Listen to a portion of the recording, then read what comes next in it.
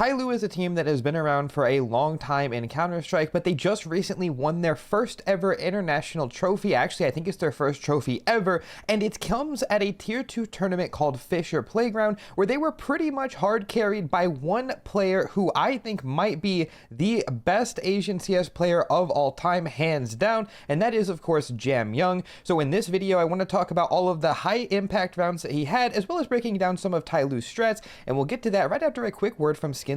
And you're definitely not going to want to miss it because he's hitting shots like this very often. Today's video is sponsored by SkinsMonkey. Now, if you're not familiar with SkinsMonkey, this is a trade site that allows you to take some of the old and crusty skins out of your inventory, and you can actually trade them in for something a little bit new, a little bit shinier than what you have right now. And it's really easy to do this, actually. All you need to do is log in through Steam, pick the skins that you don't want to use anymore, grab the ones that you do, and then click trade. All trades will pretty much happen immediately, and any balance that you don't use in your trade actually stays on the site for you to use for any future trades that you decide to do. And right now, if you use the link in the description, you can actually get a 35% deposit bonus, and that's good for up to $100. So let's say you deposit $100, you would actually get $135 on the site if you use my link. So make sure you check out SkinsMonkey, and let's hop right back into the video. So let's start this video by introducing JamYoung. JamYoung is the star rifler for Tyloo, and he has a very similar mechanical style to someone like Dong, and he also is very cerebral, somebody like Rops. Now, here's a round where Tyloo are going to go for aggressive mid control, and JamYoung is going to get the 2 kills, despite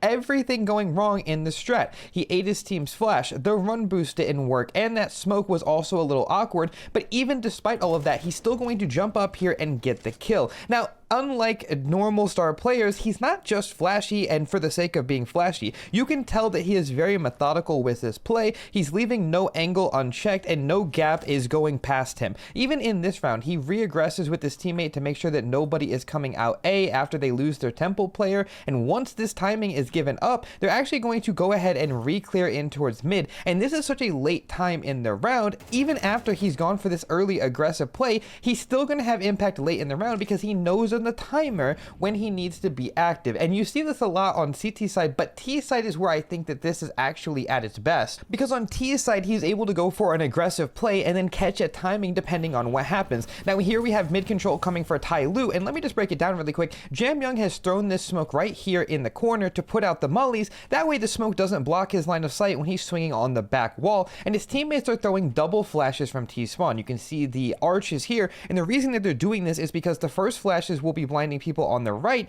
and the second flashes will be blinding people like where body is standing, and that's exactly what JamYoung is going to do. He's going to come out late with this smoke behind him, and he's going to get this kill despite being half blind. Now again, this is something that I'm talking about when I say he is very mechanically talented, so he's going to get this opening, even though I feel like a lot of people probably wouldn't get that when they're half blind. Now let's talk about the rest of the strat. So we also have thrown a donut smoke out of spawn. Of course, house or red room is also smoked. We have JamYoung throwing his own smoke, and we have a cave smoke that's also been thrown.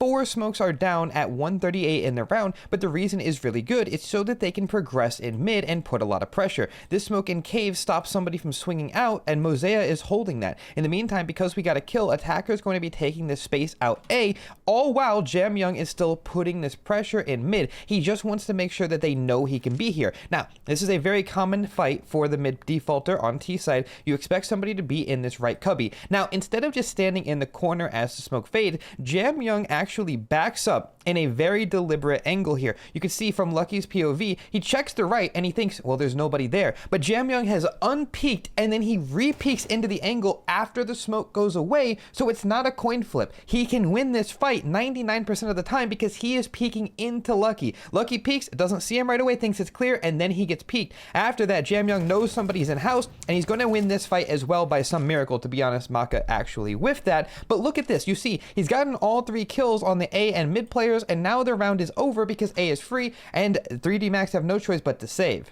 Now obviously that was a round where JamYoung got everything that he wanted in the round. He was very much in control, but even if he's not in control on a very similar round here, you can see how it works. He's still going to get past this player who's going to be jumping up and killing his teammate, and he has the discipline to wait to kill this guy until a second person comes out. So even when he's not in control and everything is going wrong around him, he can still flip the round on its head and still win it because he's very smart. Now I know this is a very weird example with him being half blind, but it's still the the same game with the same strat, and even though things are going wrong, he's still getting their results. And because he can consistently get these kinds of results, Tyloo are actually going to be able to call around this, because we can have JamYoung put pressure in an area of the map and reliably have him get a kill or so. It's kind of like how we talked about Spirit play. They have Donk go out and get kills, and things kind of either happen or they don't after that. Well, Tyloo is actually like a mini version of Spirit, because they have, well, the Asian Donk, and then they actually have the team play to back up what he's doing. That's why they can play these games so close, because they also have a good strat around it. Here's another example of JamYoung versus Astralis. He's going to be defaulting mid, and it's very deliberate what they've done. They've smoked window and top mid, and they have somebody coming up under, so that way JamYoung has some sort of help. But the idea is they're just going to wait for some re-aggression. They know that it's very likely, if they don't see it after mid control comes in, the Astralis is pushing extremities, that they're probably going to clear mid. And this is exactly what's happening. We have two people in connector, Device is sitting window, and Stown is getting ready to come out from cat. They're going to crunch mid, and JamYoung is just going to be patiently waiting. Once the smoke fades, as the smoke is faded, he's in a really good spot to hold for this re-aggression. He's going to get this first kill onto the connector player. He transfers down to grab stair as well, and now Mercury comes up. He knows the connector's clear. He's playing off of JamYoung, and he's going to even get a third. And in the meantime, his team was walking out B. Again, this is something that we did not see when we were watching Spirit. If you didn't see that video, by the way, it'll be in the top right of your screen. Was Magic's the problem? I don't think so. And this is something that they do. They're going out B at the same time. That splits the cat player from helping the B player. And once they get this info that this guy's still back here, Mercury can walk out, their second lurk can walk out, A is open, and they get all of this pretty risk-free, while JamYoung is just owning all of these guys in mid. And even if he were to go down, the backup plan is still strong. We have double lurks that can take the timing. The bomb was with the B player. We have another person coming out from under to make sure that connector gets traded no matter what happens to JamYoung. So this is an example where things go really well, but even if they didn't, it still would be okay. And in case you don't believe me, here's a really good example of a round that's built around the default, something that you would never see from other teams with star players like this. They've told a story of how their mid default goes. This is the same round as what we just looked at from Astralis' POV. They hear attacker in apartments, they know that there's somebody in underpass, they've made a little bit of noise, and we hear JamYoung in mid. Again, this is no secret. He's coming out with the flashes, he's clearing out all of this. And the reason that I'm making this a point is because JamYoung can sit in towards top mid while the rest of his team just regroups. And from Astralis' perspective, this is the same round. Now,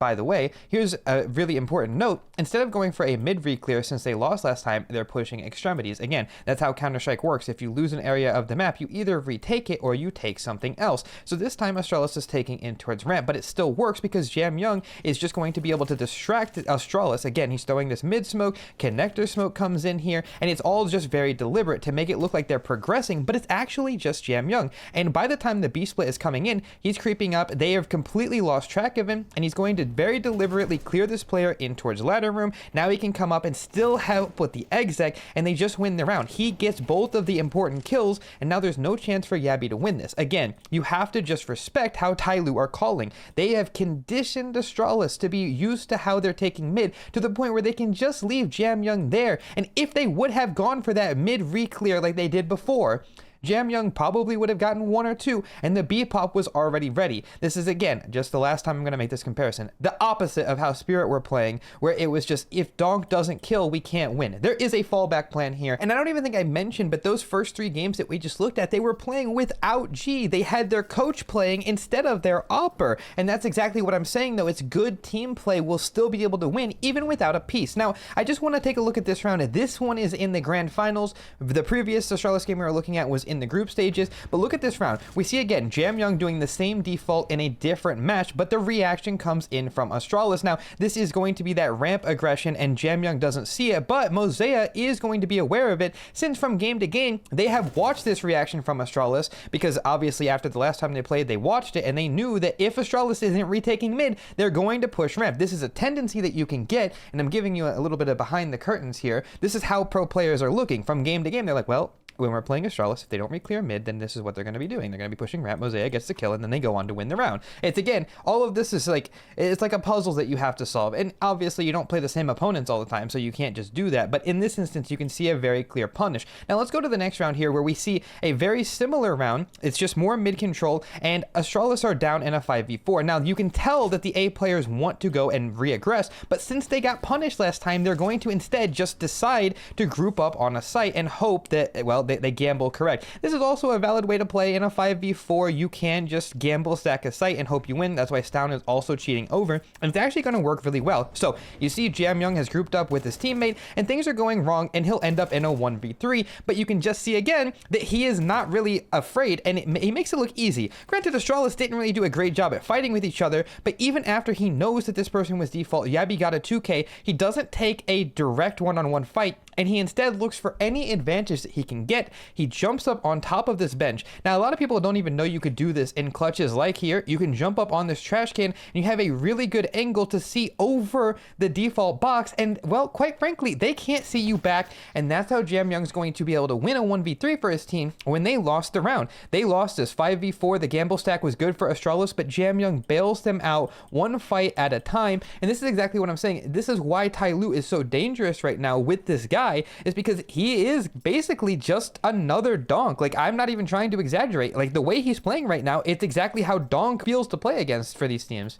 So we have a tight map against Astralis here, and this is probably the coolest strat that I've seen in CS2 so far, at least for Mirage. Now, we have been conditioning Astralis with this top, mid, and window smoke. We've already talked about this a little bit, so I won't bore you with that. But of course, Astralis are used to seeing it, but this time we have a set strat coming in, and we're going to be going up cat. Now, the key difference here is that since this is a set strat, we have a smoke coming from apartments that will smoke off connector. As you can see, that'll let us go up cat. And if we look over towards the B side of things, we're actually throwing a mid-site smoke, and this is very unique for a cat split. Of course, Device also throws a smoke here as a defensive smoke, but this is, let's talk about this mid-site smoke in a second. Let's look at JamYoung's POV. He's going to be coming up cat. Stair tries to break the con smoke, but he gets completely owned by JamYoung, and now we can see the point of this mid-site smoke. It's actually to get rid of this line that you could be using from bench or from empty or mid-site to allow the cat players to come up without a problem, and it's actually the perfect round to use it because Device has an op, and you can tell that both of these smokes make the op useless to the point where in 14-14,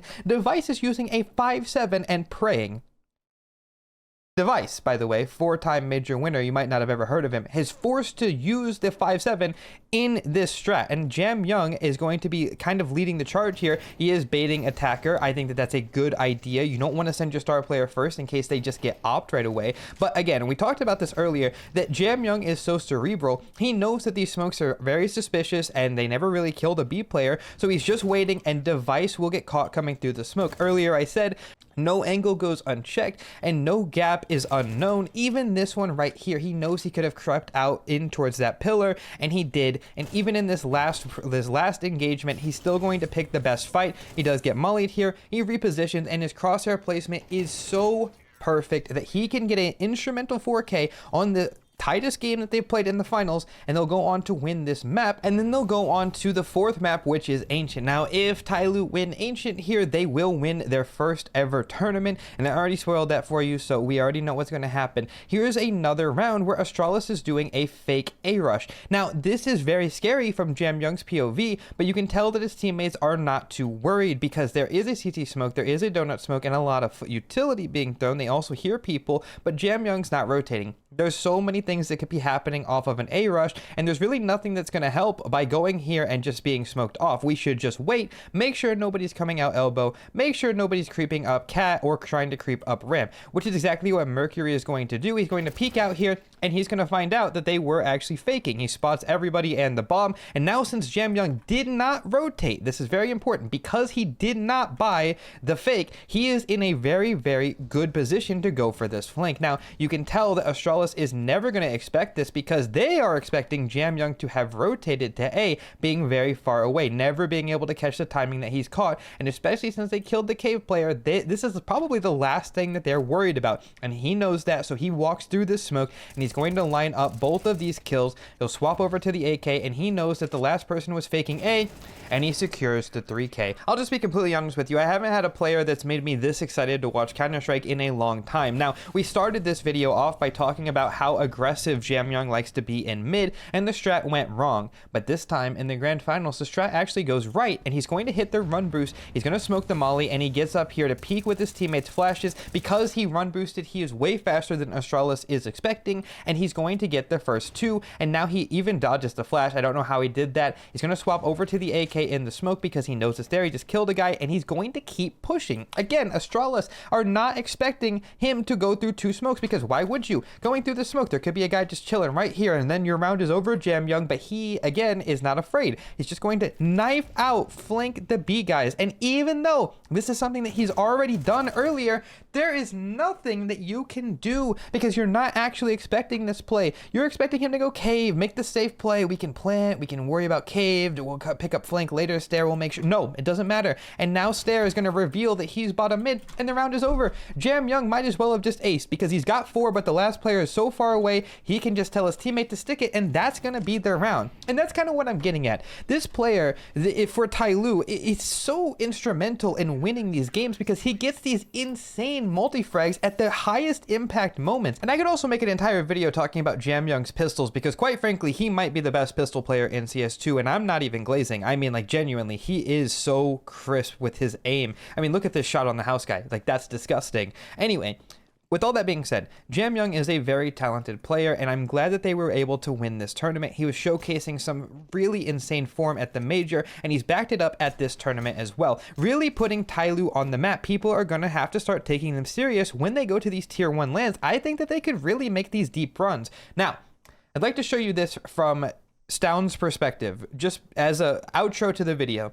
What do you think is about to happen here? We have Stound lined up 2 people. He could shoot JamYoung, he could shoot Mosea. Well, he chooses to shoot Mosea, but that was his biggest mistake because now JamYoung is about to do the most sickening thing I've ever seen, which is immediately back up, turn around, one tap him, and then kill Yabby, turn around, sees this guy coming through default, drops down, baits his teammate a little bit perfectly to come around the corner, and even though Stair's 1 HP, he still hits the headshot.